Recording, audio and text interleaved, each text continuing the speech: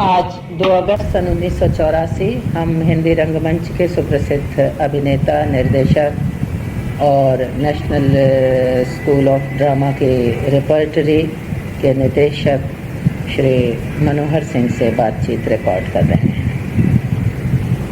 मनोहर सिंह, हमें बड़ी खुशी है कि इस व्यस्त कार्यक्रम में से थोड़ा सा समय तुम निकाल सके और हम लोग नाट्य शोध संस्थान के लिए कुछ थोड़ी सी बातचीत कर सकेंगे।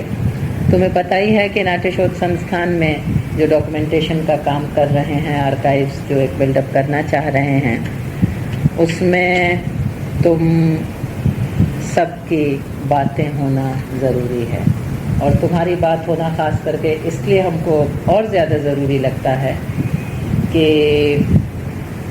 शायद इस ढंग से गठित पहली हिंदी की रिपर्टरी के तुम पहले निदेशक हो। और अभी जो हम लोग बातचीत कर रहे थे कि हिंदी थिएटर अभी भी सारी अपनी गति के बावजूद अभी बहुत सीमित रूप में चल रहा है और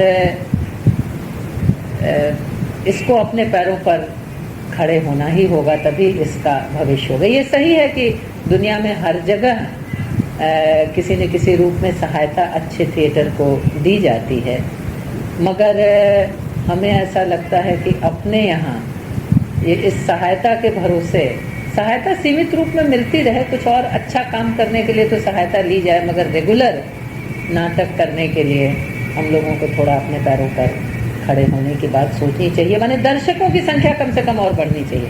अपने पैर पर खड़े हों या नहीं हो, वो एक आर्थिक पक्ष है। एनीवे, मगर उसके पहले हम तुम्हारे बारे में थोड़ा जानना चाहेंगे। तुम्हारा जन्म कब, कहाँ हुआ और थिएटर में कैसे तुम्हारी रुचि बनी? प्रतिभा जी, मेरा जन्म 5 जून सन 1938 को शिमला के करीब एक गांव में हुआ। अच्छा। जो पुरानी रियासतें थी, उन रियासतों में से उस रियासत का नाम था क्योंथल। अच्छा। वहाँ एक तरह से जो राजघराना था उसी से मैं अच्छा आता हूँ। अच्छा। और बचपन में मेरे थिएटर में आने की शायद एक खास वजह ये भी हो सकती है, क्योंकि कॉन्शियसली तो नहीं मैं कह सकता, लेकिन अनकॉन्शियसली शायद, कि मेरे पिता भी थे, जिम्मेदार थे और वो शौकिया थिएटर करते थे। अच्छा। उन्होंने कोई नौकरी नहीं की। बड़ी भाई हमारी जागीर थी, है अभी भी, उसको चलाते थे वो। और कुछ लोगों के साथ वो ये थिएटर किया करते थे, पारसी ढंग का थिएटर, और उसमें वो अभिनय किया करते थे औरतों का। तो बहुत बचपन में मुझे याद है कि मैंने कुछ नाटक उनके देखे। मैं पढ़ा होगा 5-7 साल का, और 2-3 नाटक मैंने उनके देखे जो मुझे याद हैं। उनमें से एक तो कृष्ण के बारे में था, कृष्ण सुदामा अच्छा के बारे में, और एक परशुराम था। अच्छा।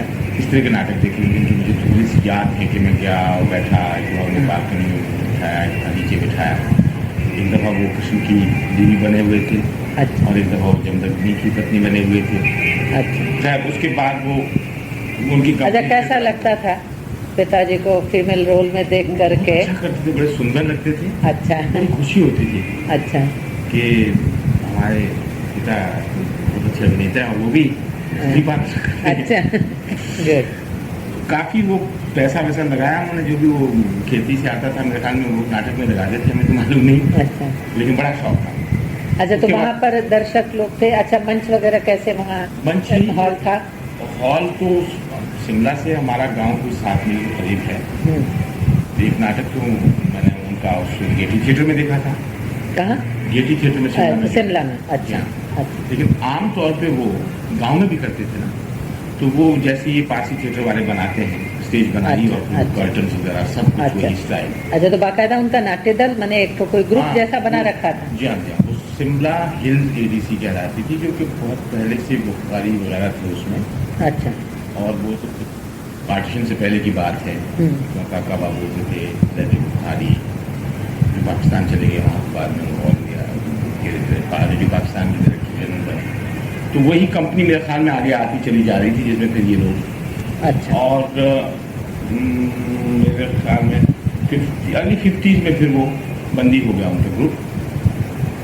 और तब तक हम स्कूल में थे तो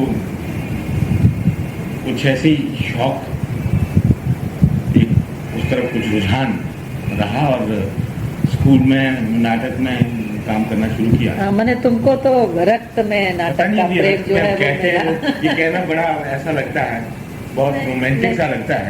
नहीं, हमारे भी तो बाबूजी थिएटर में इन्वॉल्व थे, थिएटर किया करते थे, दादाजी नाट्यकार थे। तो घर में मैंने खाना पीना उठना बैठना वो सब नाटक के ही माहौल में हुआ करता था। बस वो ये मेरे ख्याल वो भी एक वजह थी, वही वजह नहीं होगी। स्कूल में फिर हम कुछ लगे करने और वो उसमें कुछ पुरस्कार वगैरह भी मिलते हैं एक दो नाटक में, तो उसने और ज़्यादा हौसला बढ़ाया। फिर स्कूल छोड़ा, उससे आगे पढ़ाई नहीं कर सका, तो नौकरी करने लगा दफ्तर में। और साथ में जो शिमला में एमेचर ग्रुप्स थे, वहाँ एक ग्रुप था हिमाचल थिएटर के नाम का ग्रुप, उसका जो करता धरता था वो अभिनय एक्टर रमेश गौड़ उनका नाम है, उनसे मैं बहुत प्रभावित था जब छोटा था। अच्छा। तो जब भी देखा करता था कि ये, तो लोगों से पता चलता था ये आदमी एक्टर है, ड्रामा करता है, तो मैं सोचता था इसके साथ मैंने ज़रूर काम करना है। तो जैसे ही स्कूल से निकले तो पहले तो क्या कि वहाँ ऑल इंडिया रेडियो पे कुछ लोगों से जान पहचान हो गई। तो उन्होंने एक नाटक, उनमें से एक दो लोगों ने एक नाटक किया हमारे गांव में, उसमें मुझे उन्होंने रोल दे दिया। तो उन्होंने बड़ा सराहा मुझे, वो आवाज़ उनको अच्छी लगी और वो हुआ भी गांव में ही। That was my first play with the adults, adults in the sense amateur group में जो बड़े लोग। कौन सा नाटक था? नाटक का नाम मैं भूल गया हूँ। अच्छा। लेकिन वो ठाकुर अमरनाथ वहाँ होते थे रेडियो पे। अच्छा। ड्रामा आर्टिस्ट, बहुत अच्छी आवाज़ थी उनकी, बहुत अच्छा संवाद बोलते थे।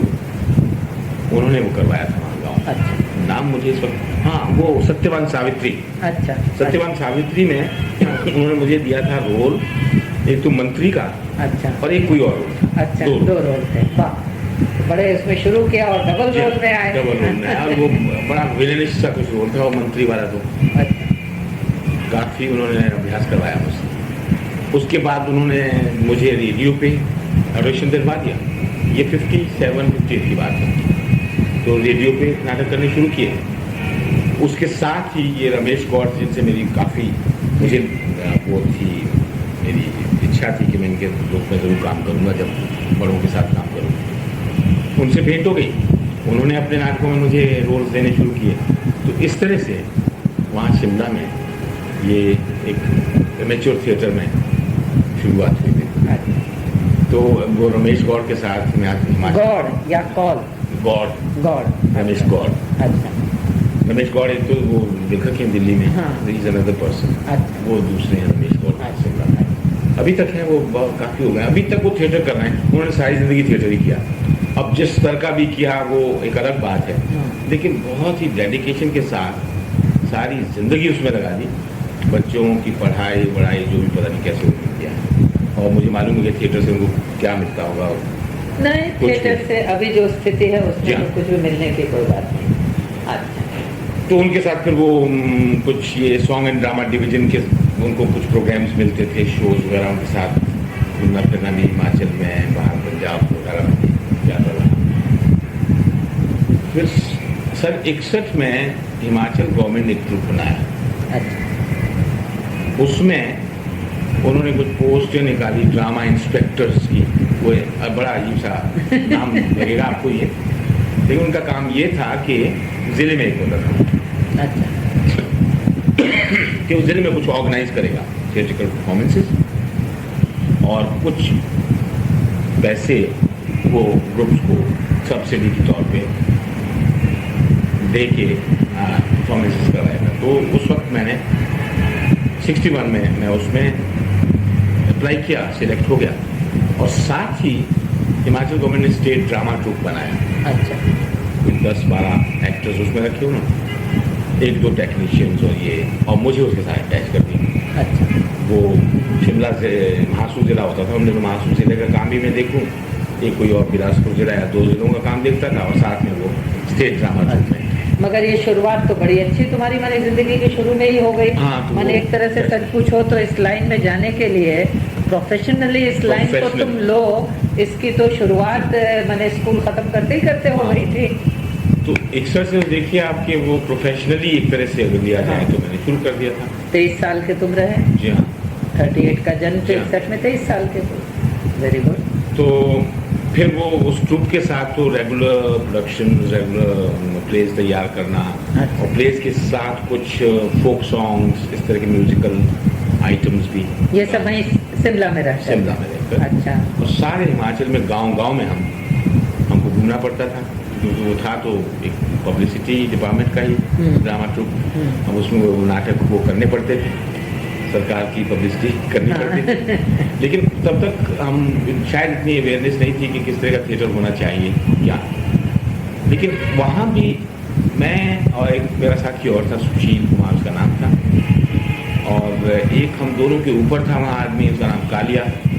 3 लोग कोशिश करते थे कि कुछ अच्छा स्तर होना चाहिए, चाहे वो लाइटिंग लीजिए, आप टेक्निकली लीजिए, या वेशभूषा, मेकअप थोड़ी अच्छा होना चाहिए। और उसके लिए कुछ पढ़ने का प्रयास भी करते थे, अच्छे नाटक पढ़ने का प्रयास भी करते थे। मोहन राकेश वगैरह हमने दोनों पढ़ लिए थे। डॉक्टर लक्ष्मी नारायण दाल पहले पढ़े, उनके मादा कैक्टस वगैरह ये सारे नाटक जो थे। और वो ढाई आखर प्रेम का अनुवाद ये आया था रमेश मेहता का ना, इनका बसंत कानेटकर का, और शायद वसंत देव ने अनुवाद किया, इस तरह के नाटक उन दिनों। और बाद में मोहन राकेश, लेकिन ये बड़े कठिन लगते थे हमको, किया जाए, घबराहट होती थी कैसे करें। और दूसरे ये है कि वो छोटे छोटे प्लेस पब्लिसिटी के किया करते थे। तो सन 64 के करीब ये मिनिस्ट्री ऑफ एक्सटर्नल अफेयर्स या कल्चरल अफेयर्स ने कुछ ये स्कॉलरशिप्स अनाउंस किए, तो मैंने अप्लाई किया, लेकिन उसका कोई जवाब ही नहीं आया।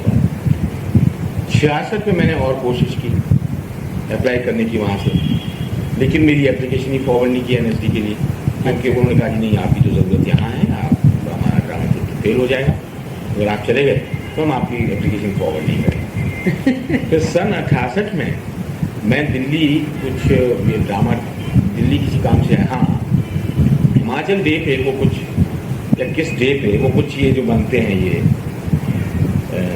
इंसिग्निया से मेटल के, ये बनवाने के लिए मुझे भेजा गया दिल्ली। तो मैं यहाँ, मेरा वो साथी Sushil Kumar already सौगन drama division में पहुँच गया था, मैनेजर वहाँ बन के, ट्रूप मैनेजर।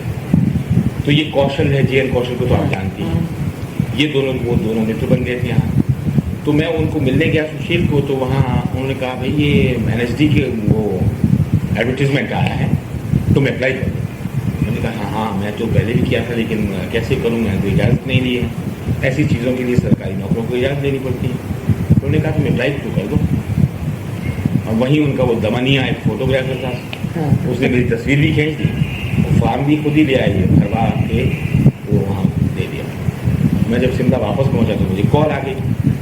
कॉल आने के बाद मैं इसके लिए इंटरव्यू के लिए भी आ गया।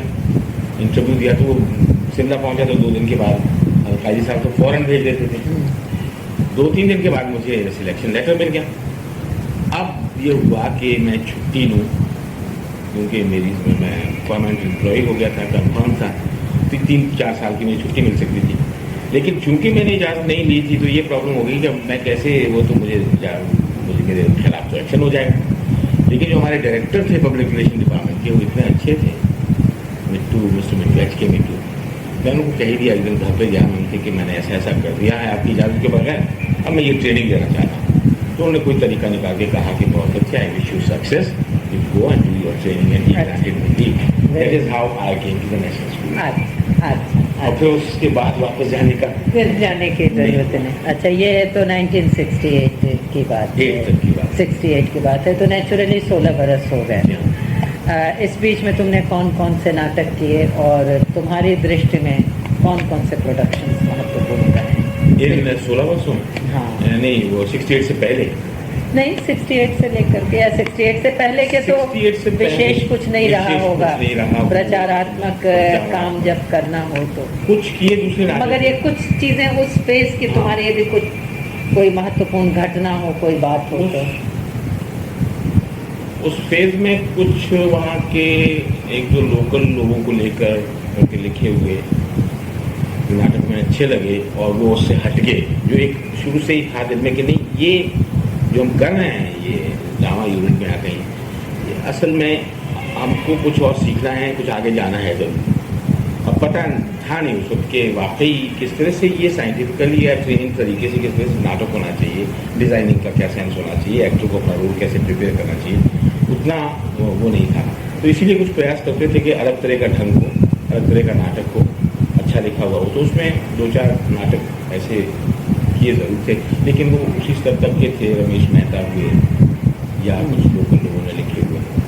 चाइनीज़ वॉर जब हुई तो एक खास नाटक लिखवाया गया, वहीं हमने लिखा, वो एक अच्छा था। मतलब ड्रामा यूनिट में, सरकारी ड्रामा यूनिट में वो नाटक मुझे थोड़ा सेंसिबल लगा था कि प्रचारात्मक होते हुए भी उसमें कुछ थी बात, जो कि हमने बॉर्डर एरिया में जाके किया।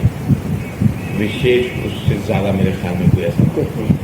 उन वर्षों का तो मैं महत्व यही मानता हूँ कि जब मैं NSD में आया तो मुझे बहुत सी चीज़ें जो कि शुरू से सीखनी पड़ी,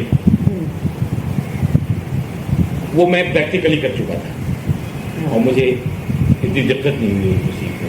अच्छा, थोड़ी बोरियत भी हो सकता है, वही वो लगा हो कि क्या ये तो मालूम है। बोरियत तो नहीं हुई, लेकिन समय बर्बाद जा रहा है, ऐसा लगा कि अरे हम तो ये करते थे, लेकिन इसका मतलब ये है, ये इसका मतलब ये समझ में आया है। अच्छा, ये क्यों किया जाता है। हाँ। तुम्हारे विकास में, तुम्हारे डेवलपमेंट में NSD का क्या कंट्रीब्यूशन तुम मानते हो? मैं तो समझता हूँ बहुत कंट्रीब्यूशन। अच्छा, कि NSD में आके हमसे नाटक आज हम करते हैं और दूसरे लोग करते हैं, जिनका हम देखते हैं अच्छा नाटक भी करते हैं, वो वहीं उसकी पहचान हुई। इवन अगर प्ले पढ़ा भी जाए, अच्छा प्ले कौन सा है, बुरा प्ले कौन सा है, या क्या खामियां किस प्ले में है, वो पहचान, वो एनालाइज करने का ढंग देगा। क्योंकि लिटरेरी बैकग्राउंड मेरा नहीं था, क्योंकि मैं तो स्कूल के बाद छोड़ दिया था, पढ़ते ज़रूर थे, लेकिन NSD में 3 साल में जितना पढ़ा और जितना, और ख़ासतौर पे अलकाजी साहब का बड़ा कंट्रीब्यूशन है। मैं पर्सनल लेवल पे कहता हूँ कि मुझको बनाने अभिनेता के रूप में, या मैं अगर अभी तक ये रेफ्री कंपनी को चलाने में भी अगर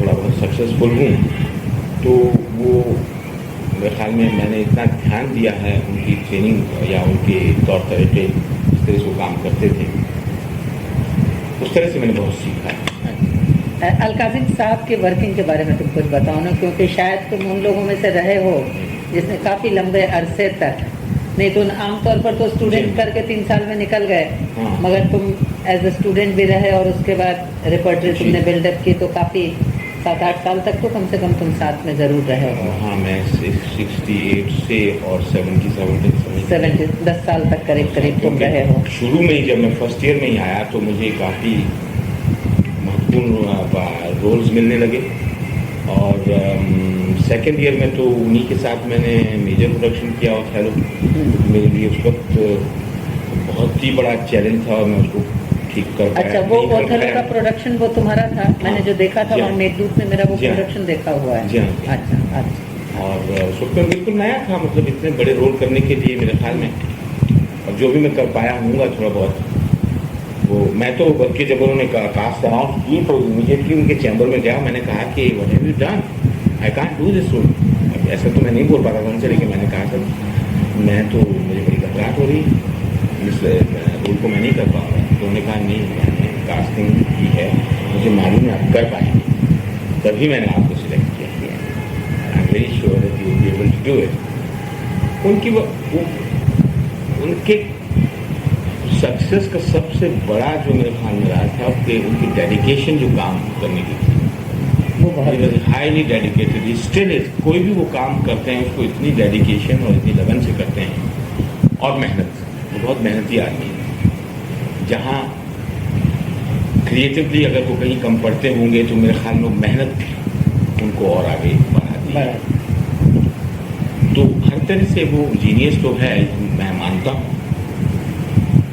लेकिन जीनियस के साथ वो बहुत ही डिसिप्लिन आदमी है, बहुत डेडिकेटेड और हार्ड वर्किंग।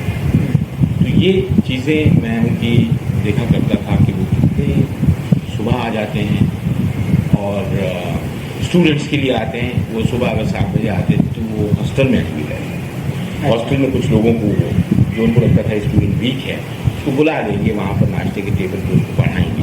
1-1.5 घंटा जो भी पढ़ाना होता।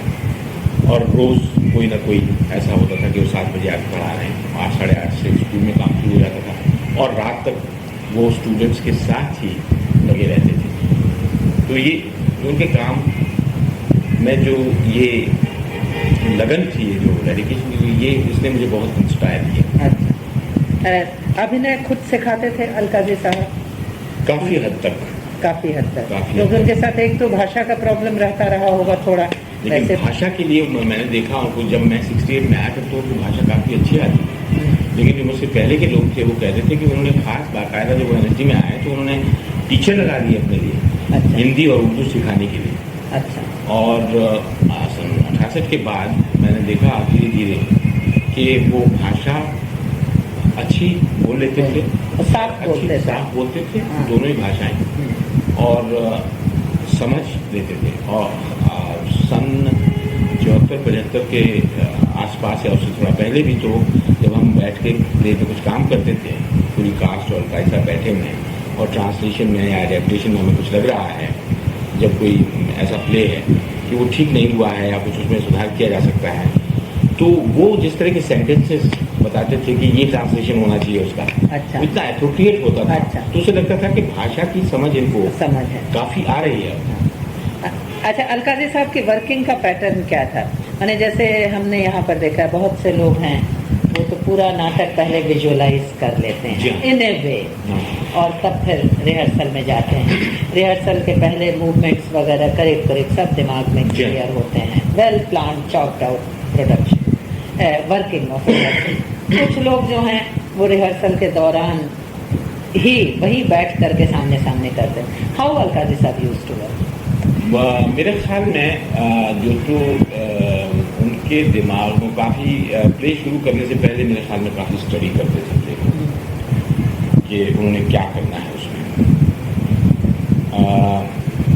और उसके बाद जब वो कास्ट के साथ शुरू करते थे प्ले, तो काफ़ी दिन तक वो प्ले को पढ़ाते थे।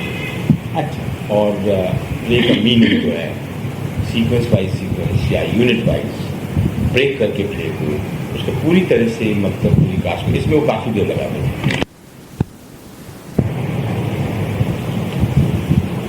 उसके वो ये रीडिंग में प्ले में वो काफ़ी समय लगाते थे मेरे ख्याल में, इसलिए कि वो since he was a very good teacher, तो उनको उसमें मज़ा भी आता होगा। और ये वो ज़रूर भी समझते होंगे कि अगर नाटक समझ नहीं आया एक्टर को तो वो आगे काम नहीं कर पाएगा मेरे साथ। He was a very good teacher. He was fantastic. मेरे ख्याल में ऐसा थिएटर का टीचर अच्छा। मैंने तो नहीं देखा। अच्छा, क्या पढ़ाते थे वैसे? वो हमको तो वेस्टर्न ड्रामा पढ़ाते थे। हाँ। लेकिन इसके अलावा वो जो स्कूल में जितने भी सब्जेक्ट पढ़ाए जाते थे उनमें से सब पढ़ाते थे। जब वो देखते थे कि किसी टीचर का कोई सब्जेक्ट लैक कर रहा है तो वो उसकी एक्स्ट्रा क्लासेस देना खुद शुरू कर देते थे। अच्छा। वो 5 बजे के बाद या जब स्कूल का टाइम खत्म हो गया उसके बाद वो ऐसा टाइम टेबल अपने लिए बनाते थे।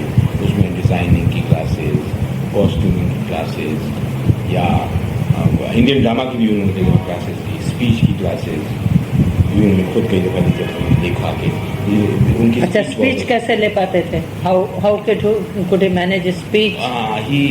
वो स्पीच में ज़्यादातर जब वो सिखाते थे तो वो कुछ पोइम्स वगैरह ले लेते थे। अच्छा, और उसको बोलना सिखाते थे कि किस तरह से बोलनी चाहिए। और दूसरे कई दफ़ा प्लेस के पैसेजेस भी, आर्टिकुलेशन वगैरह के बारे में वो साइंटिफिकली बहुत अच्छा बता सकते थे कि किस तरह से आपको बोलना चाहिए, किस तरह से आपको प्रोजेक्ट करनी चाहिए वॉइस, किस तरह से उतार चढ़ाव आना चाहिए।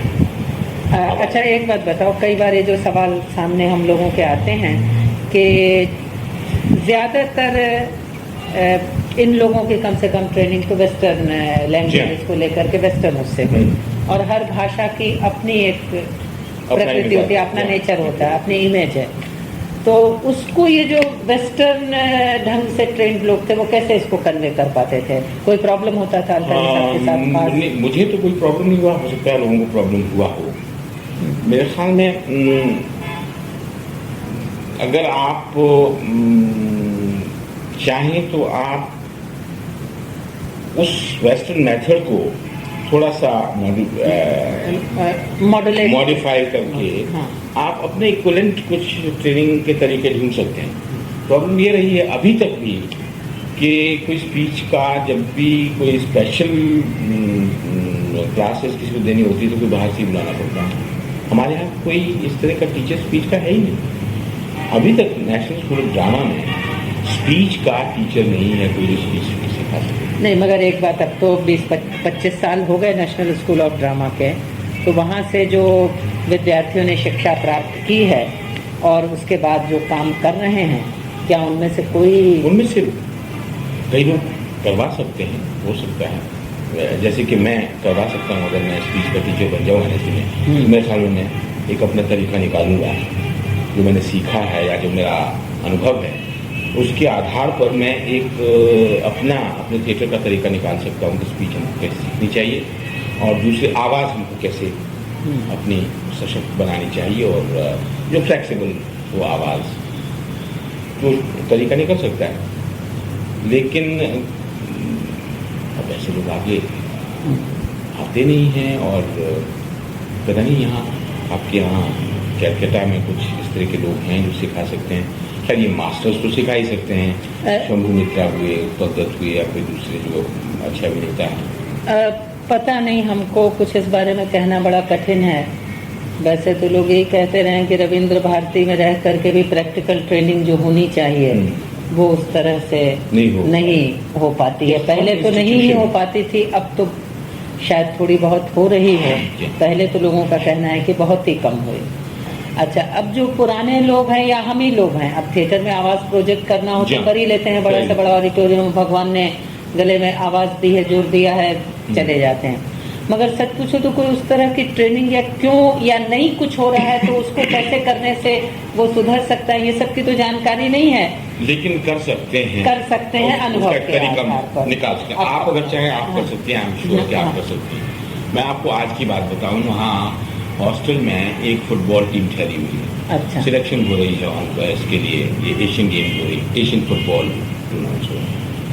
तो वो मैं बाहर निकला तो वहाँ वो उनका कोच जो है उनको कुछ रिफ्लेक्सेस की एक्सरसाइजेस करवा रहा था। वो इस तरह की कि वो जब मैं कहूँगा कि डू दिस तो आप करिए, जब मैं कहूँगा डू दैट तो आप न करिए।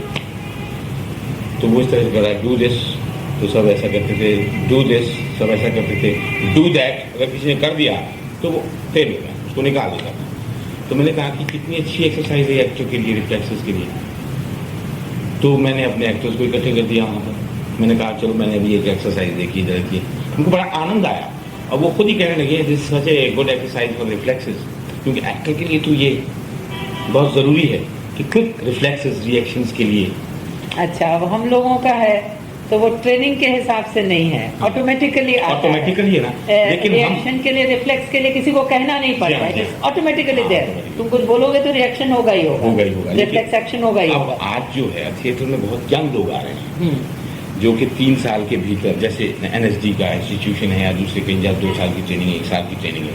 अब उनको अगर सिखाना है तो उनके लिए हमको कुछ तो चीज़ें निर्धारित करके करनी पड़ेंगी ताकि वो उस यंग एज में कम से कम उसका टेक्निकलिटीज सीख जाए और बाद में उसको अप्लाई करें और ज़रूरत के अनुसार इस्तेमाल करें। तो मेरे ख्याल में हम लोग अगर चाहें या हमारे जैसे एक्टर्स जो हैं वो तो इस तरह के अपनी ढंग की ट्रेनिंग अपनी जुबान के आधार पर हिंदी या उर्दू या जो भी बंगला भाषा है उसके आधार पर तैयार किए जा सकते हैं। जैसे अभी 2 साल पहले हमारे इंस्टीट्यूशन वहाँ से लंदन से सिसिली बेरी को बुलाया गया स्टूडेंट्स के लिए। मैं उनसे मिला था जब 75 में गया था वहाँ रॉयल शेक्सपियर कंपनी में उस स्पीच की डायरेक्टर में। अब देखिए वहाँ royal Shakespeare company professional company है जहाँ के सिर्फ प्रोडक्शन होते हैं, एक्टर्स हैं। वहाँ उनकी कंपनी में there is a post specially director of speech and voice. अच्छा। वो ट्रेंड एक्टर जो वहाँ आते हैं उनकी कंपनी में उनको वो हर रोज ट्रेन करते हैं, फिर ट्रेनिंग देती रहती है स्पीच एंड और वॉइस की। अच्छा। तो उसको बुलाया हमने। तो अब जो उसने 2 किताबें लिखी हैं। अच्छा। और कुछ उसने साइक्लो स्टाइल अपना बनाया हुआ है कि कैसे पहले सिखाना, बाद में स्टेज क्या आएगी, तीसरी स्टेज क्या, चौथी स्टेज क्या, कुछ एक्सरसाइज बना रखी हैं। बड़ी सिंपल हैं और समझ में आ सकता है कि इस तरह की एक्सरसाइज हम भी अपने हिसाब से, अपनी भाषा के हिसाब से, अपने कल्चर के हिसाब से बना सकते हैं। और जो ये वावल्स और कॉन्सोनेंट्स हैं आर्टिकुलेशन के लिए वो उसमें ज़्यादा फर्क नहीं है कोई। सिर्फ ये कि भाषा, एक तो बात यह कि भाषा को आप प्रोनाउंस कैसे करेंगे, आर्टिकुलेट कैसे करेंगे, दूसरी ये कि आप भाषा को बोलेंगे कैसे, उसका जो फ्लेवर है भाषा का वो तो आप फिर अपने हिसाब से सिखाई देते हैं कि हिंदी कैसे बोलना चाहिए, उर्दू कैसे बोलना चाहिए, बंगाली कैसे बोलना चाहिए। तो मेरे ख्याल में ऐसा हो तो सकता है। असल में हमको बड़ा फैसिनेटिंग हमेशा लगता है क्योंकि इस तरह की ट्रेनिंग तो कभी हुई नहीं, कभी मौका मिला नहीं और अपने आप जितना सा जो कर सकते थे वो किया करते रहे हैं। कई बार मन में ये होता है कि शायद कुछ ट्रेनिंग मिली होती तो बहुत सी चीज़ों को शायद ज़्यादा कॉन्शियसली अच्छी तरह समझ करके कर सकते थे। अच्छा, हम लोग बात अलकाजी साहब की कर रहे थे क्योंकि तुमसे थोड़ी सी सुनना चाहेंगे। अलकाजी साहब के बारे में बात करने वाले मिलेंगे मगर थोड़े ही लोग मिलेंगे, काम किया है। तो अलकाजी साहब बहुत शानदार प्रोडक्शन किया करते थे, एक तरह का ग्रैंडियर उनके प्रोडक्शंस में रहता था। तुम्हारी क्या राय है उनके बारे में? और वो how it's not criticizing, it is just trying to understand him. What was his idea in making all this? Basic personality जो है उनकी, that is like that. अच्छा। That he is a very spectacular man.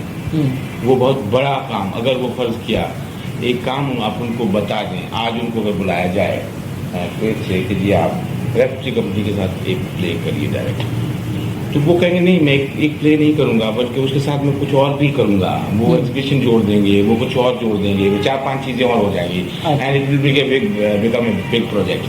तो उस तरह की तो उनकी मेरे ख्याल में उनका उस तरह का रुझान है, उस तरह की पर्सनैलिटी है कि वो उनके प्रोडक्शन, ज़्यादातर प्रोडक्शन उनके काफ़ी बड़े या स्पेक्टेकुलर कहें उनको ताम झाम वाले रहे। लेकिन इसके बावजूद अगर आपने देखा हो उन्होंने हमारे साथ जैसे कि लुक बैक इन एंगल जैसा प्रोडक्शन किया जिसमें कुछ भी नहीं था, बेसिकली प्ले में ही कुछ नहीं है, एक कमरा है, लेकिन वो चाहते तो उस कमरे में भी बहुत कुछ कर सकते, लेकिन उन्होंने कुछ नहीं किया। उन्होंने वो बेयर स्टेज रखी, पीछे एक पैनल सा लगा दिया, 2 कुर्सियाँ बीच में लगा के, एक टेबल उसके पीछे और अगर एक आयरनिंग करने वाली बोर्ड लगा के प्रोडक्शन हुआ। ऐसी कुछ और भी प्रोडक्शन हुई हैं जो हमने देखे वहाँ स्कूल में। मेरे ख्याल में ऐसी बात नहीं थी कि वो सिर्फ उसी तरह की प्रोडक्शन कर सकते थे। अब ये वो ज़्यादा उन्होंने उस तरह से बड़े प्रोडक्शन क्यों किए, हो सकता है उनकी ऐसी एम्बिशन रही हो। एक और ये भी हो सकता है कि चूंकि स्टूडेंट्स के साथ करते थे ये तो भी वो खुद भी कहते थे ऐसा, और लोग भी कुछ कहते हैं कि हो सकता है कंपनसेट करना चाहते रहे हों कि भाई अगर यहाँ स्टूडेंट्स को मैं बड़े प्रोडक्शन करने नहीं सिखाऊंगा तो कहाँ सीखेंगे, तो मुझे दोनों ही चीज़ें सिखानी चाहिए कि आप इकोनॉमी कैसे बरतते हैं और आप बड़े प्रोडक्शंस कैसे करते हैं। तो इस तरह का वो देते थे और कुछ उनके दूसरे लोग भी उनके बारे में इस तरह की राय रखते हैं। और बहुत लोगों की ऐसी राय है कि नहीं, वो कोई सिंपल प्रोडक्शन कर ही नहीं सकते, लेकिन मैं ऐसा नहीं सोचता हूँ कि वो सिंपल प्रोडक्शन नहीं कर सकते। मगर उनका मन जो था वो वैसे ही दौड़ता था। भाई देखो, ये तो सबके साथ देखते हैं, जैसे उत्पल है, नॉर्मली बड़ी कास्ट का ले लेंगे, उत्पल इसमें विश्वास करते हैं कि भाई ये नाटक दृश्य काव्य है और दृश्य तत्व तो इसमें बहुत स्ट्रांग होना ही चाहिए। और 40-40, 50-50 आदमियों के ग्रुप को इतनी खूबसूरती से उत्पल हैंडल करते हैं कि स्टेज पर कहाँ 40 आदमी खड़े हैं आपको पता नहीं चलता। बहुरूपी में कभी भी शंभू बाबू ने नॉर्मली इतनी बड़ी कास्ट को लेकर के नहीं किया, मगर वो बड़े गहराई से एक सिचुएशन लेंगे, एक पॉइंट लेंगे, उसके एक एक शब्द का क्या अर्थ है, उसमें जितना गहरे जाया जा सकता है उसमें शंभू बाबू उतरने का प्रयत्न करेंगे। अलकाजी जो थे, शायद जैसा कि जितना सा मैंने देखा कि मैंने वो बड़े विशाल रूप में, बड़े रूप में सब चीज़ की परिकल्पना करते थे। वो प्रोडक्शन है, सेट है, लाइट है, स्टेज है, और उसको स्पेक्टेकुलर बनाना चाहते थे। Now that was very important. मैंने जो उनके विशाल प्रोडक्शंस देखे हैं उनमें यही है कि उन्होंने मेरे सामने तुगलक किया, वो विशाल था, अंधायुग किया, वो विशाल था, क्योंकि बाद पुराने फिल्म ले गए उनको, ओपरे में भी तुगलक काफी, सूर्यमुख था, उसमें उन्होंने उस तरह की करने की कोशिश की। और ये 2-4 प्रोडक्शन मेरे सामने हुए हैं जो विशाल थे। हाँ। बाकी वो शायद अच्छा बड़ी कास्ट का जो उनका लेने का एक और भी मेरे ख्याल में प्रॉब्लम रहा हो, क्योंकि वहाँ एक्टिंग वो मेरे ख्याल में वो समझते होंगे कि एक्टिंग जो है स्टूडेंट्स के लिए बहुत ज़रूरी है, और जब तक आप प्रोडक्शन में उनको रोल्स और स्टेज पे नहीं लाएंगे, ऐसा वो कहा तब तक वो क्या सीखेंगे, थिएटर में तो प्रैक्टिकली सब सीखना होगा।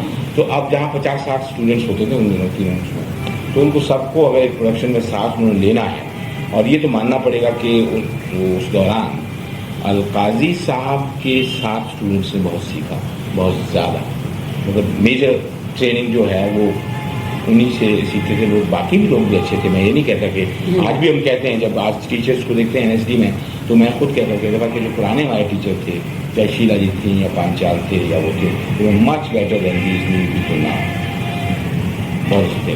लेकिन वो जो जहाँ तक जो प्रैक्टिकल ट्रेनिंग वाली बात आती है, वो अलकाजी साहब से ही मिलती थी, तो शायद इसलिए भी वो सब बड़े बड़े प्ले लेते थे। मुझसे पहले के जो प्रोडक्शंस मैंने नहीं देखे, जिनके बारे में शायद वो विशाल रहे हों, वो रहे होंगे कोई कुछ तो ग्रीक प्लेस रहे होंगे।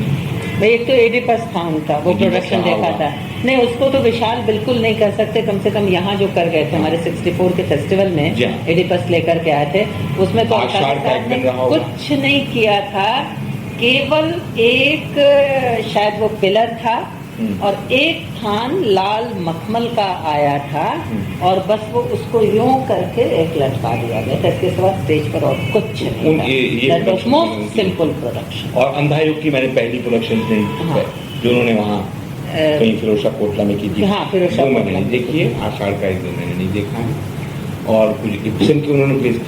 अब विशाल मैं नहीं समझता कि उनके सारे प्रोडक्शन विशाल रहे होंगे। अब बहुत से जो आप नाटक बता रही हैं, इनमें से बहुत से नाटक उन्होंने स्टूडियो थिएटर में किए हैं जो आपने देखा हुआ। हाँ, तो उसमें क्या कर सकते हैं? किंग लियर उन्होंने वहाँ किया। अच्छा, तो उसमें क्या आप विशाल विराट कर सकते हो? अब जहाँ तक स्पेक्टेकुलर प्रोडक्शन या की बात है, वो छोटे थिएटर में भी हो सकता है एक तरह से, वो डिपेंड्स कि कैसे डिजाइन किया है वहाँ भी, लेकिन मैंने ये नाटक उनके देखे नहीं। जहाँ तक तुगलक की बात है, या इन जो मैंने देखी तुगलक हुआ, सूर्यमुख, अंधायुग जो उन्होंने पुराने किले में किए, मेरे ख्याल में वो तो डिमांड भी करता था वो विशालता, क्योंकि उतना बड़ा बैकग्राउंड ही नहीं लिया था, वो उस तरह से एक्सपेरिमेंट करना चाहते, लेकिन वो एक्सपीरियंस स्टूडेंट्स के लिए बहुत अच्छा था।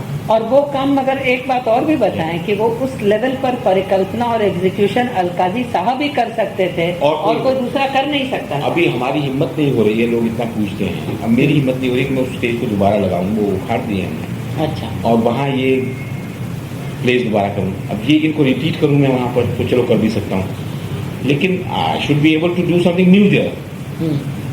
But I'm sure if Mr. Alkazi is called back to do something there, he'll definitely get something new to do there.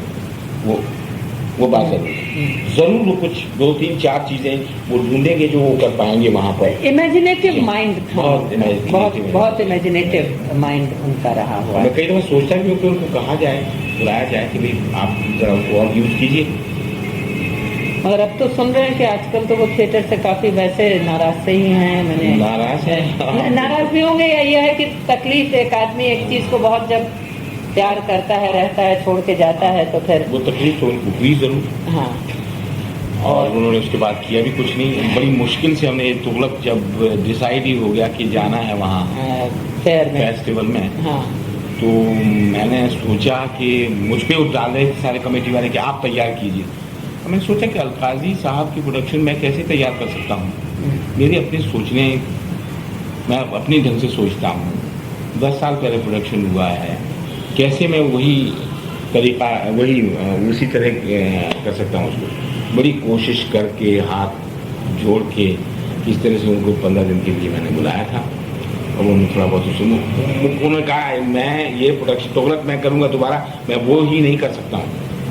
How can you expect me to do the same play the same way in 15 days and I mean in 15 days. उनका मतलब ये था कि मैं अगर दोबारा उस नाटक को करूँगा तो मैं उसी तरह से नहीं करूँगा, because the time has change, the play has to be interpreted differently now. अब मैं वही नहीं सोच सकता था, मैंने 10 साल पहले सोचा था, सही भी थी, लेकिन चूंकि हम ऐसे फंस गए थे तो उनको थोड़ा सा उन्होंने देखा।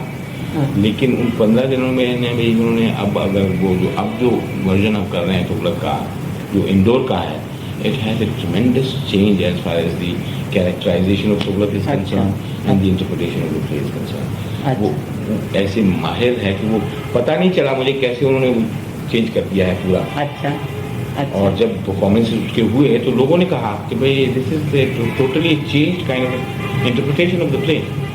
लेकिन मुझे करते हुए नहीं पता चला। अरे वाह, वाह।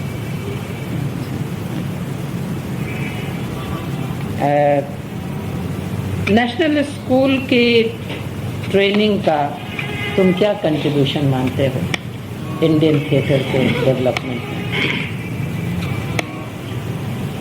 नेशनल स्कूल की ट्रेनिंग का प्रभाव तो हुआ है, जरूर हुआ है, लेकिन जितना होना चाहिए उतना नहीं। उसमें मेरे ख्याल में वो उसकी वजह भी मैं ये समझता हूँ, उसकी वजह कि नेशनल स्कूल को तो बना दिया गया, लेकिन नेशनल स्कूल रीजन्स को कैसे इन्फ्लुएंस करे इसके बारे में किसी ने नहीं सोचा कि अगर बंगाल का लड़का वहां जाता है तो क्या वो बंगाल में वापस आएगा 3 साल के बाद? आमतौर पे क्या होता है कि 3rd ईयर के बाद स्टूडेंट्स वहां से दिल्ली से वापस यहीं नहीं आना चाहते, बाहर नहीं जाना चाहते। उनमें से आधे से ज़्यादा लोग तो रेफ्ट्री ज्वाइन करना चाहते हैं और बाकी लोग दिल्ली में फ्रीलांसिंग करना चाहते हैं, क्योंकि उनको मालूम है कि मेरे रीजन में मेरे लिए कोई काम नहीं है। अभी आजकल भी यहाँ 3-4 लड़के मेरे साथ बात करते रहते हैं कि वो इनके साथ कोई किसी के साथ काम ही नहीं कर पाते यहाँ पर, या कोई उनके साथ काम ही नहीं करता। अभी अगर नंदीकार ग्रुप से कोई लड़का काम करके NSD में गया है तो क्या वजह है कि वो नंदीकार में वापस आके काम नहीं करता?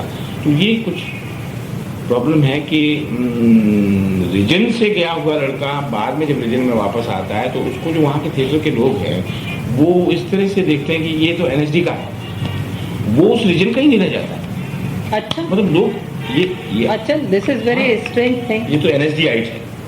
अच्छा, इस तरह की आई डोंट वांट टू से कि इस तरह का कोई एंटेगनिज्म पैदा हो जाता है या कुछ, लेकिन कुछ एक दूरी आ जाती है। अच्छा, हम समझ सकते हैं उसका कारण क्या होगा कि देखो इन सब कोई भी जो एमेचर ग्रुप काम करते हैं, ठीक है, वो एक डिसिप्लिन भी मानते हैं, कुछ सिखाना पढ़ाना भी चाहते हैं, मगर वो बड़े सीमित रूप में। और एक 3 साल एक तो होल टाइम जो काम करके वहाँ ट्रेनिंग लेकर के आता है, तो ये एक तो कुछ सीख करके आता है, और दूसरा हम ज्यादा जानते हैं, ज्यादा सीखे हुए हैं इस गुमान को लेकर के आता है, तो वो उसके लिए फिट इन करना एक तो वहाँ मुश्किल। दूसरे हमारे ख्याल से ट्रेनिंग 3 साल की लेके जब वो आता है तो वो ज्यादातर ये लड़के इस कोशिश में रहते होंगे कि ये हमको कुछ अर्थ भी दे, कुछ हमको इससे प्राप्ति हो, और वो एमेचर ग्रुप में प्राप्ति होने वाला सवाल मुश्किल है। और कमर्शियल की सिचुएशन फर्क है, उसमें वैसे वो फिट इन नहीं करता होगा, प्रॉब्लम ये होगा। कमर्शियल में तो वो लड़का फिट इन नहीं करता है, बहुत कम लोग कमर्शियल फिट इन करते हैं। लड़कों की तरफ से तो ये गलती है कि वो जब 3 साल ट्रेनिंग पा लेते हैं और जब वापस आते हैं तो वो ऐसे नहीं आते हैं जैसे कि एक परिवार से आदमी बाहर कहीं एजुकेशन के लिए जाता है और परिवार में वापस आ जाता है और वो उसी तरह से बिहेव करता है जैसा कि उसके परिवार में पहले वो बिहेव करता था। अभी किसी परिवार से कोई लड़की किसी को आप विलायत में भेजते हैं तो आएगा तो वापस ही, आप तो उसको उस तरह के माहौल में ही आना है, वही जो घर के रीति रिवाज हैं वही उसको मानने चाहिए। उसकी एजुकेशन ज़्यादा हो गई, उसकी समझ ज़्यादा हो गई है, लेकिन इसका मतलब ये नहीं है कि जिस तरह से परिवार चलता था या जो तौर तरीके थे या वो छोड़ दे, वो ना माने। उनको they will have to adapt to, they will have to come back to the region.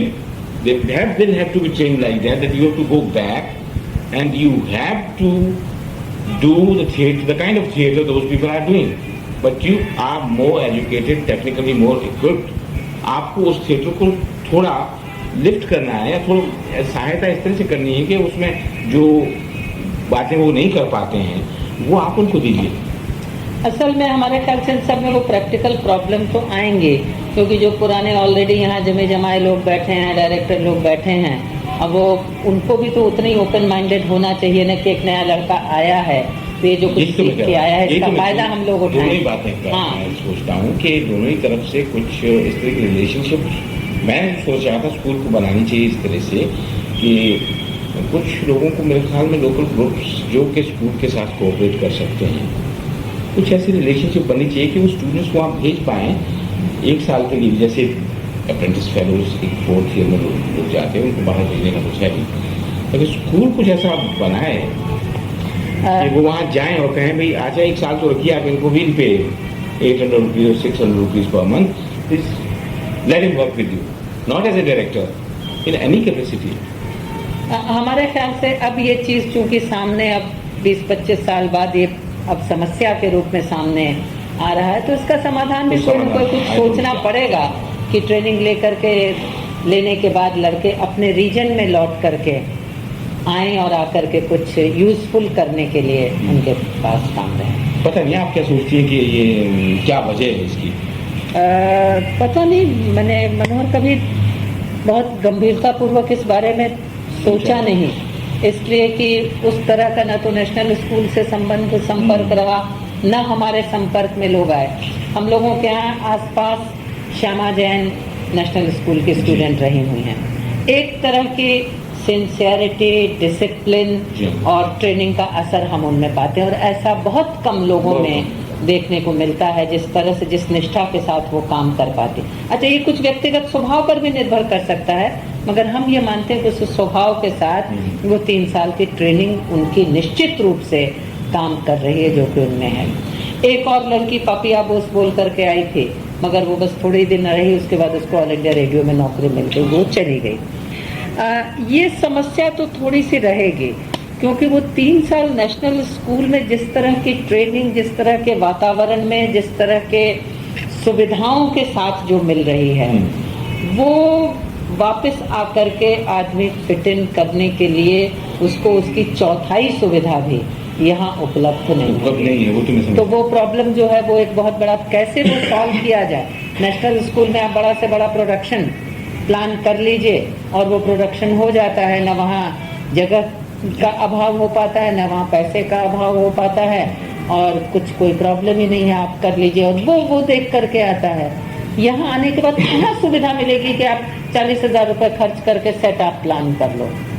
लेकिन अब जितने स्टूडेंट्स वहाँ भेजे जाते हैं सबको सब तो वहाँ एब्जॉर्ब नहीं होंगे, और सबके लिए पहले से ये सोचना है कि इसको बाद में सुविधा देनी।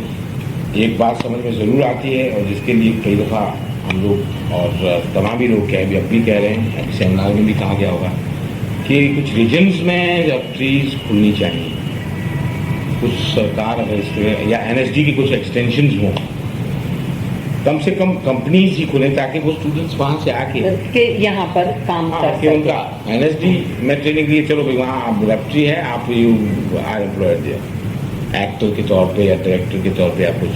हाँ, तो मैंने वो भी तो अब सवाल ये है ना कि अब यहाँ की सरकार, तो हम कलकत्ते की बात करें जहाँ ऑलरेडी इतनी थिएटर की एक्टिविटी चलती रहती है, यहाँ वहाँ यहाँ पर सरकार तो शायद इस चीज़ के लिए कि पैसा अपना दे करके और लाखों रुपए साल का बजट बना करके एक रिपर्टरी चलाए,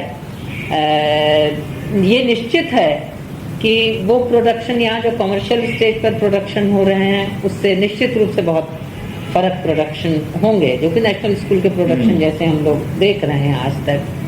मगर शायद ये एक तरीका हो सकता है, तुमने अभी कहा तो ये लगा कि शायद ये हो सकता है कि कंपनी की जाए जिसमें कि वो आए और फिर धीरे धीरे, चूंकि यहाँ पर तो नाटक का माहौल है, तो हो सकता है कि थोड़े दिन में वो समस्या न रहे जो कि दूसरे शहरों में हो सकती है। आर्थिक दृष्टि से भी उतनी सब्सिडी की जरूरत हो सकता है न पड़े जितने की थिएटर। लेकिन एक समस्या फिर भी रह जाती है कि the relationship of NSD students with other theatre people, दूसरे लोग थिएटर कर रहे हैं, उसका तो शायद एक ही उपाय यह हो सकता है कि नेशनल स्कूल के तत्वावधान में थिएटर के दलों को बराबर बुलाया जाए, सेमिनार्स होते रहें, प्रोडक्शंस करने के लिए बुलाया जाए, देखा जाए और एनएसडी आता रहे बराबर। अब एनएसडी का भी आना हमको पता नहीं अब क्या स्थिति है, मगर पहले तो एनएसडी को बुलाने के नाम से रूह इसलिए कांपती थी कि इतना बड़ा ग्रुप और इतना खर्चा, और उसको उठाने के लिए हम लोग हमेशा एक कागज भाई तो सफेद हाथी है, तो सफेद हाथी को बुलाने का जब बूता हो तब एनएसडी को बुला। एक तो एक ही काफिला बड़ा, नंबर बड़े, क्योंकि प्रोडक्शन स्टूडेंट्स के कारण उस तरह से करते हैं। अच्छा, मगर अभी जो तुम्हारे रिपर्टरी के प्रोडक्शंस जो हो रहे हैं इसमें नेशनल स्कूल के रेगुलर स्टूडेंट्स भी इन्वॉल्व होते हैं? रेफ्री में तो नहीं, रेपर्टरी में नहीं है। रेफ्री में इसमें जो पास करते हैं 3 साल जिन्होंने कर लिया होता है, हाँ, और उसमें से कुछ जो पास आउट स्टूडेंट्स हैं उनमें से कुछ अप्रेंटिस फेलोज होते हैं। अप्रेंटिस फेलोज जो हैं वो होते हैं। अच्छा, ये रेपर्टरी की चर्चा करने के पहले हमने जो पहले जो सवाल किया था कि तुमने इतने सारे रोल्स जो किए उनमें which are the roles that you liked most and you would like? ये तो सवाल आपसे भी बहुत पूछते होंगे लोग आपके लिए बड़ा मुश्किल हो जाता है जवाब में। ऐसा है कि हम अभी तक तो हमसे इंटरव्यू बहुत कम लोग लेते हैं, अभी लोगों का ध्यान हमारे इंटरव्यू लेने की ओर नहीं गया है, इसलिए हमारे सामने उतनी प्रॉब्लम अभी तक तो नहीं आई है। रोल्स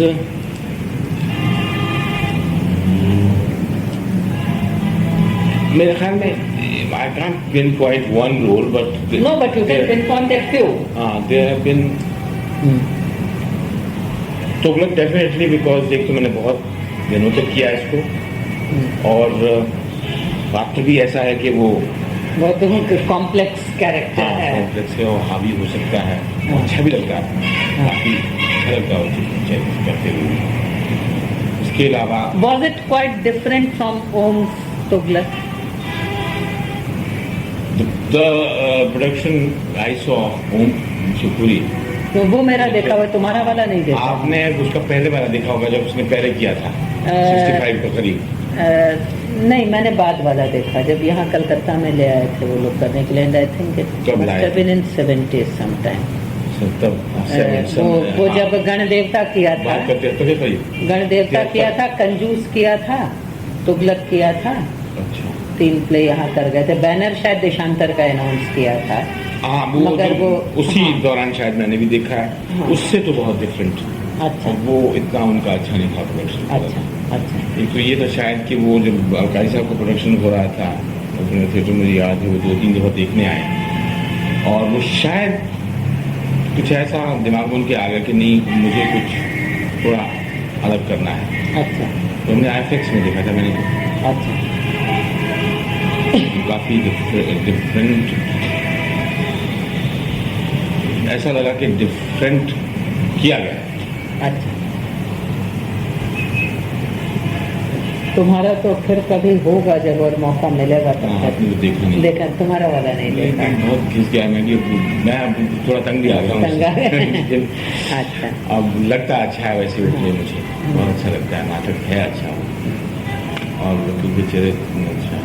इसके अलावा कई जो इतने ज़्यादा महत्वपूर्ण प्ले नहीं है उनमें मुझे काम करते हुए बहुत अच्छा लगा, जैसे संध्या छाया में मुझे बहुत अच्छा अच्छा, देखा था तुम्हारा वो भी जी हाँ, देखा मुझे था। बहुत अच्छा लगा हाँ। उसमें काम करना, और खासतौर पर स्टूडियो थिएटर में किया गया अच्छा, तो काफ़ी बहुत ही इंटीमेट बहुत रहा।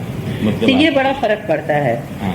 आधे अधूरे किया हम लोगों ने कला मंदिर बेसमेंट के उस छोटे से हॉल में जो करते थे, छोटे से स्टेज पर, उसमें जितना मजा आता था, सब कुछ क्रैम्ड बिल्कुल लगता था कि ये फर्नीचर भी सर के ऊपर ही चला आएगा और टेबल भी है और मूव करने की भी जगह नहीं, लगता था ये अपने घर का एक मिडिल क्लास हाँ। परिवार का एक कमरा है। और उसको जब कला मंदिर में ऊपर तो किया वो तो इतना लगा कि फैल तो गया था। रईसों के दीवान खाने में आ गए, उसको जितना छोटा संभव था स्टेज किया गया, नहीं मगर कर- कितना आप कर सकते नहीं थे कर- छोटा उसको। वो बराबर। तो वो न उसमें गंदगी दिखी, न धूल दिखा, सब कुछ दूर दूर दूर दूर छिटका हुआ, तो ये लगे ही नहीं कि ये हम आधे अधूरे कर रहे हैं।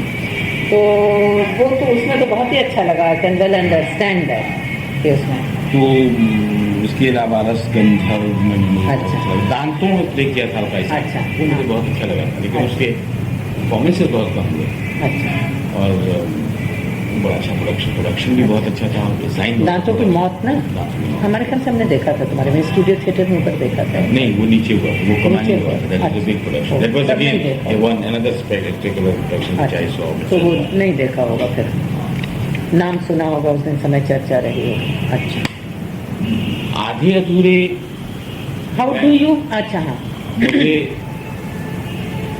किया ना तुम लोगों और ने भी आधे ज्यादा अधूरे? अच्छा लगता है, आधे अधूरे में अच्छा। किया। आपने देखा है हमारा? नहीं, एक्चुअली मैंने नहीं देखा, यहाँ जब किया था उस समय, उस दिन कुछ था, कोई अच्छा, बात थी, आपने- हम नहीं थे, मैंने आधे अधूरे नहीं देखा। कबूतर उसको क्या, हाँ, वो कबूतर उसमें अंडे वंडे देखे थे।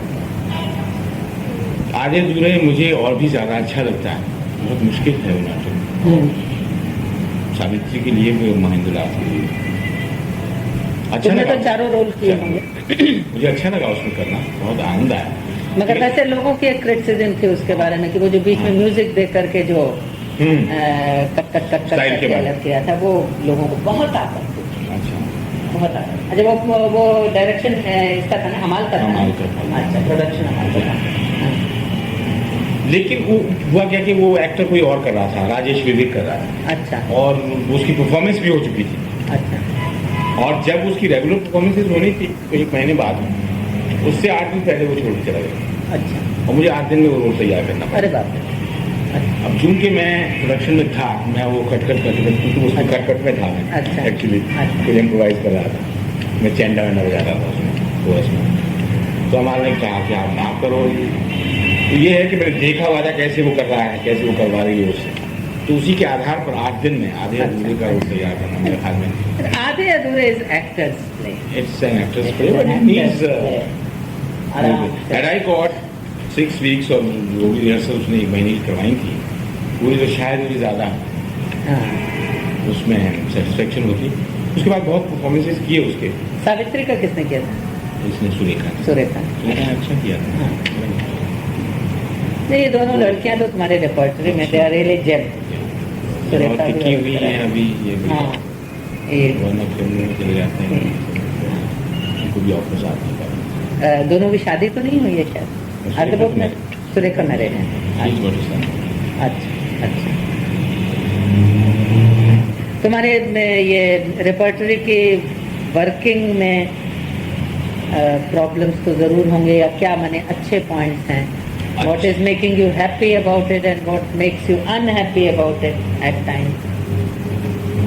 मतलब मुझे तो कोई खास प्रॉब्लम रेफ्री में अभी तक आई नहीं, उसमें मेरे ख्याल में मैं बड़ा सौभाग्यशाली रहा हूँ कि जब ये 71 के बाद में आया रेफ्री में, तो ये कुछ सुरेखा की, उत्तरा की, कुछ और थे 2-4 उसी में 6-8 लोग थे, तब से हमने काम शुरू किया है इंडिपेंडेंट प्रोडक्शन से।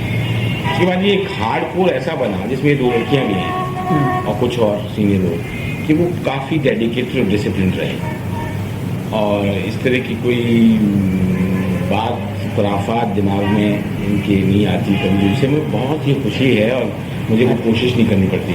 तो जो नई जनरेशन भी आती रहती है, जो इनको आता रहता है, ग्रूमिंग अपने वो आप, इनको देख के वो लोग अपने आप ही उसी तरह से सिर्फ काम पे ध्यान लगा के चलते हैं। तो ऐसी इस बात रही कि काफ़ी अच्छा टीम वर्क वेरी रहा है अभी तक। Very good. और जो नए लोग आते हैं वो देख के जब वो सीनियर्स को देखते हैं तो वो उसी तरह से काम करते हैं। कुछ छुटपुट प्रॉब्लम किसी एक आधे के साथ होती है, उसको समझा बुझा के 6 महीने 8 महीने साल में ठीक हो जाता है, वो समझने लगता है। अरे कितने शो साल में हो जाते हैं तुम लोगों के? साल में मेरा ख्याल में एवरेज 110-150 दिल्ली और बाहर सब मिला करके। क्योंकि हम 3-4-5 प्रोडक्शन भी तैयार करते हैं ना। अगर कम प्रोडक्शन नहीं तैयार करें तो परफॉर्मेंस शो सर साल में 3-4 हो जाते हैं। जी अभी इस साल में 5 की नए प्रोडक्शन। 5 प्रोडक्शन? सूर्य दोबारा किया बिल्कुल नया, अच्छा। तो पूरा टाइम लगा सूर्यमुखी सूर्यमुख सूर्य नहीं सूर्य की अंतिम सूर्य के अंतिम किरण पे। अच्छा वो मैं उसको नया ही मानूंगा क्योंकि वो अच्छा। बिल्कुल नया है। उसके बाद एक प्रोडक्शन शुरू हुआ उथैलो किया, प्रियतम टोट एक रंगीली ने किया था, और एक खेत कभी न छोड़े खेत किया, और एक ये ऑस्ट्रेलिया से डायरेक्टर आया था, अच्छा उसने वो किया सेरानो। अच्छा आफ्टर फैजाबाद 5 नए प्रोडक्शन। अच्छा। नहीं तो ये 5 प्रोडक्शन हैं तुम्हारे रिपर्टरी में चलते हैं, चले शोज इनके? इनमें से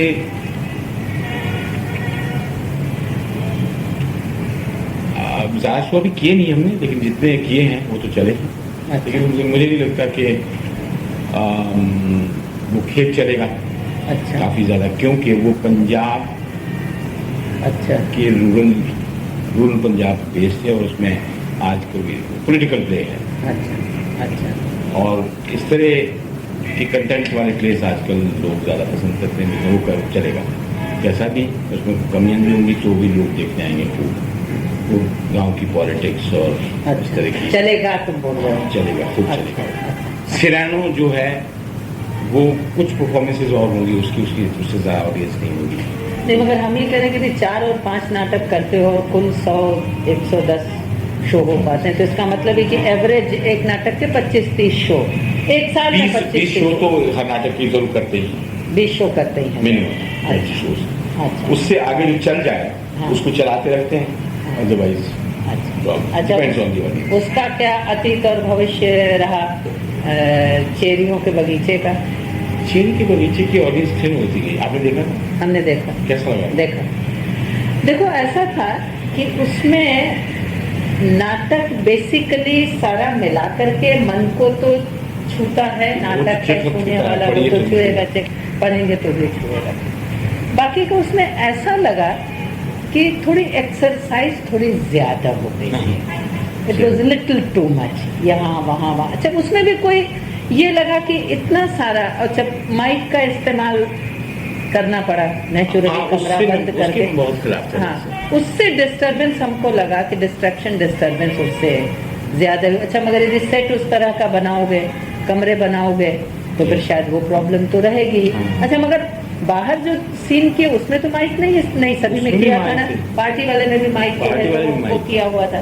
अच्छा उससे कहीं कुछ ये लगा कि जैसे अलकाजी साहब के प्रोडक्शंस देखो तो स्पेक्टेकुलर वो होते थे, शानदार लगते थे, मगर ये नहीं लगता था कि कहीं वो बहुत डिस्ट्रैक्ट कर रहा है। अच्छा इसमें भी हम ये नहीं कहेंगे कि डिस्ट्रैक्ट कर रहा है, वो अच्छा ही लगा। वो जो सेकंड सीन था वो बाहर वहां जा करके बैठ करके टुम टुम टुम टुम हो रहा है, वो पूरा गार्डन का सीन, वैसे सारा मिला करके अच्छा ही लगा, मगर कहीं ये लगा कि नाटक कहीं खो गया। नाटक वो जो पीड़ा जो थी वो ये बात अच्छी है। मेरे ख्याल में हमें जो लगा काम करते हुए बड़ा आनंद आया उस आदमी के साथ, और इस तरह से उस नाटक को करने जहाँ उसने बिल्कुल लोखाल गलत कर दिए, और जब आप सीन में हैं तब तो हैं ही, लेकिन जब नहीं है तब भी आप कहीं हैं, आप उसी कैरेक्टर में हैं, चाहे आप बैक स्टेज हैं, back stage is also being exposed, और आप संवाद नहीं बोल रहे हैं तो शायद आप उसी कैरेक्टर में शायद आप खामोशी बैठे हैं, लेकिन ऑडियंस कहीं से आपको जरूर देख रही है। या अच्छा ये ऑल थ्रू सब कैरेक्टर्स दिख रहे थे ऑडियंस को? अच्छा ये पता नहीं, ये नहीं ध्यान में इतना, क्योंकि ऑडियंस इतने कि आप यहाँ होंगे तो कोई दूसरा आदमी उधर तो है, अगर हमने एग्जिट वहाँ लिए तो उधर से कोई किसी अंदर भीतर वाले कमरे में कोई है या उधर, भाई 3 तो कमरे थे, तो ये उसने फ्रीडम एक्टर को दी कि भाई आप you are always on the stage, whether you are on the main stage, main action में है, या आप एग्जिट कर चुके हैं, but actually you are in the action, you exist, आप एग्जिस्ट कर रहे हैं ऑडियंस के लिए एज कैरेक्टर्स और एक्टर्स जो पार्ट कर रहे हैं, जो भी पार्ट आपको दिया गया, और ये अब डिपेंडेड ऑन एक्टर्स कि वो किस तरह से क्या इम्प्रोवाइज कर, जब उनके पास संवाद नहीं तो क्या उसी कैरेक्टर में वो क्या कर सकते हैं, अच्छा। वो ढूंढने की उसने पूरी फ्रीडम दी थी, और वो उस तरह से एक्टर्स को बिल्कुल फ्रीडम देता है, और वो मेरे ख्याल में विजुअल्स पे ज़्यादा ध्यान कहीं देता है, और कुछ नहीं, सारा production it was nice pleasant, visual पे ज़्यादा ध्यान देता है। होना क्या चाहिए था, अगर 15 दिन उसको और मिलते हैं अच्छा। उस तरह का काम करने के लिए, हाँ। तो वो बहुत ही अच्छा प्रोडक्शन अच्छा अच्छा। उसके बाद फिर उसको किया नहीं तुम लोगों ने? मैंने रिपीट किया उसके 20-22 परफॉर्मेंस अच्छा किए, अच्छा। तो मैं सोचा वो ऑडियंस कम हो गई, और फिर वो सेगमेंट भी ऐसा था कि बार-बार निकाल दिया तो बार-बार लगाना मुश्किल। जरूर लगाते हैं। महाभोज का कैसा सेट है, बहुत बड़ा सेट है, नहीं लेकिन तो महाभोज दोबारा किया नहीं? बहुत दफा उसकी बहुत ऑडियंस है। अच्छा, महाभोज फिर दोबारा किया? अच्छा। अच्छा अच्छा। महाभोज या मुख्यमंत्री था, या बेगम का तकिया था, या कई और था, जिसके लिए ऑडियंस आती है, आना चाहती, देखना चाहती है, उसको तो लगाते ही, लगाना ही चाहिए, लगाना ही चाहिए। Otherwise how will you popularise theatre, audience कैसे बढ़ेगी। तो चेरी ऑर्चर्ड में ये प्रॉब्लम रही थोड़ी कि बाद में ऑडियंस उनको कुछ पैगाम में समझ नहीं आया कि यहाँ से वहाँ उठो, वहाँ से वहाँ वो उठो। लोगों को वो साइकोलॉजिकली ये कि क्या यहाँ से वहाँ, वहाँ से वहाँ, वहाँ से वहाँ, या- 4 जगह घूमो, एक या जगह ये वजह रही होगी, जैसे कि आपने कहा कि जो प्ले की भीतर की बात थी वो कहीं खो गया वो तो पहुंची नहीं, पहुंची। और जब तक बात पहुंचे ना ऑडियंस हाँ। तक ये बात, हाँ। तब तक मेरे ख्याल में लोग नाटक देख वो कहीं सारा मिला करके वो मैंने नाटक में जो लेखक कहना चाह रहा है वो कहीं वो ताम झाम इधर उधर में वो उसका कहीं असर खो होता है। गया। ऑडियंस एक 5 आदमी देख के जाते हैं, वो 15 आदमी को बताते हाँ हैं हाँ। कि आप नहीं अच्छा था, मगर क्या यार यहाँ से वहाँ, वहाँ से वहाँ, 5 जगह इधर उधर और कर कुछ रहा है। समझ में नहीं आता हाँ, था, कुछ समझ शायद ऐसी बात भी हो। हाँ, कई एक लेकिन आप अगर एक्टर्स से पूछें, औरों से भी पूछें हमारे, उनके लिए एक्सपीरियंस बहुत ही प्लेजेंट था, बहुत अच्छा। बहुत अच्छा था। नहीं दैट वाज नाइस। बातचीत तो की हम लोगों ने काफी। तुमको भविष्य क्या दिख रहा है एनएसडी का, या इसका एनएसडी रेपर्टरी का? एनएसडी रेपर्टरी तो मेरे ख्याल में there is no problem, no problem with only that we should do some more things। जो हम हर साल कोशिश में सोचता हूँ कि हाँ आपके साथ कुछ और होना चाहिए, प्लेज अच्छे होने चाहिए, प्लेज बिल्कुल रेलेवेंट प्लेज होने चाहिए, तो जो कोशिश करते हैं। लेकिन मैं समझता हूँ कि आज ऐसे नाटकों की ज़रूरत है जिसको जो लोगों की इमीडिएट प्रॉब्लम्स हैं, और वो तो नाटक ही नहीं लिखे जा रहे हैं। या प्रॉब्लम हमारी यही है कि लिखे नहीं जा रहे। कोशिश ये नावल्स की, जैसे आप देख रही हैं, नावल्स को ले रहे हैं हम लोग, वो करते हैं, और कुछ विदेशी नाटककार आ जाते हैं हमारे साथ नाटक करने के लिए। कुछ तो ऐसे हैं जो मोस्ट ऑफर्स किया, या ट्राइंग फॉर सुजुकी, अगर वो आता है तो एक बड़ा ही जबरदस्त एक्सपीरियंस रहेगा, एक्साइटिंग एक्सपीरियंस। अच्छा, हम तुमको एक एडेप्टेशन देते हैं, तुम देखो मैंने मैला आंचल का एडेप्टेशन किया है। अच्छा, एक्चुअली तुमको बता भी था, उसको राजेंद्र नाथ ही हमसे बहुत दिनों से कह रहे थे, किया उन्होंने, कहा उन्होंने, मैंने उसको किया भी, मेहनत की, दोबारा फिर किया। उन्होंने उसका रिहर्सल वगैरह शुरू करके भी फिर छोड़ दिया, और उन्होंने कहा कि ऐसा लगा कि कहीं नाटक ग्रिप में नहीं आ रहा। ऐसा अच्छा, तो हम तुमको हम एक स्क्रिप्ट तो उसकी देते हैं, साइक्लोस्टाइल किया हुआ है, you just go through it, क्योंकि मेहनत हुई है पूरी, और एक अच्छा उपन्यास है, उसको यदि हम लोग मंच पर ले आ सकें तो अच्छा। और तुम लोगों का थोड़े एक्टर्स की भी सुविधा हो सकती है, क्योंकि उसमें 40 से कैरेक्टर्स हैं, और 20-22 एक्टर्स तो रखने ही पड़ेंगे यदि कुछ हम डबल रोल भी करवा लें तो एक कॉपी हम तुमको देते हैं। एक कॉपी सतीश भी ले गए थे, मगर किसी ने कोई जवाब नहीं दिया। तो ये कम से कम तुम उनको पढ़ो, और उस पर कुछ किया जा सके काम, यदि और दोबारा करने का है तो वो एक अच्छा उपन्यास तो उस पर कुछ काम। हाँ, हम तुमको कॉपी एक उसकी हम देते हैं। ऐसा भी हो सकता है कि जब आप कभी दिल्ली आने का सोच रही हो, हाँ, तो अपना स्टेज थोड़ा सा वहाँ बढ़ा दें, हाँ, और जो कर रहा, जो डायरेक्ट कर रहा हो कोई आदमी, हाँ, नहीं, पहले तो ये देखो मैंने नहीं, हाँ। लगता है कि हाँ हो सकता है, उसके साथ काम हो सकता है। क्योंकि उपन्यासों में देखो आमतौर पर तो थोड़ी सी वो सीधी गति से चलने वाले, और खास करके आज से 20 साल 25 साल पहले जो उपन्यास लिखे गए और आज जो उपन्यास लिखे जा रहे हैं उसमें बहुत फर्क है। इजी गोइंग और गांव की लाइफ जो तरह थोड़ी धीमी गति से, उसी में उथल पुथल, मगर वो रिपल्स जो उठती रहती है उनकी एक सीमा रहती है, वो ज्यादा नहीं बहुत हो पाती। तो उनमें जब तक कुछ बहुत नहीं ऐड किया जाए तब तक उनको नया रूप कुछ दे पाना कठिन होता है। और हम ऐड करने के बहुत, न तो हमारा दिमाग काम करता है, न हम सिद्धांततः उसमें विश्वास करते हैं। हमको लगता है उपन्यास लिखना करना है तो जो लेखक ने कहा है हम वो करने करें, उसी को अंडरलाइन करने के लिए कुछ जरूरी हो तो जरूर करना चाहिए। तो बस किया जाए आज है। Thank you. तो अच्छा, हम ये सोच रहे थे, मगर अभी तो तुम्हारे पास, तुमको अपना एक रोल कुछ याद हो तुमको जो अभी कर रहे हो, जस्ट लाइक टू ऐसे तुम लोग का मुझे कोई भी नहीं है। अच्छा, वैसे तुम कोई भी प्रोडक्शन तुम लोगों का, तुम लोगों की कोई रिकॉर्डिंग तो नहीं हुई है प्रोडक्शन की? रिकॉर्डिंग कुछ की तो हुई है, कुछ की हुई है। मैं करवाऊंगा। हाँ, आई वुड लाइक टू मैं हैव। आपको पीस भेज दूंगा कभी, हाँ। कोई मैं किसी प्ले का या प्ले की कोई हाँ। पूरी ही रिकॉर्डिंग की। हाँ ठीक, अच्छा भाई, thank you very much. Thank you very much.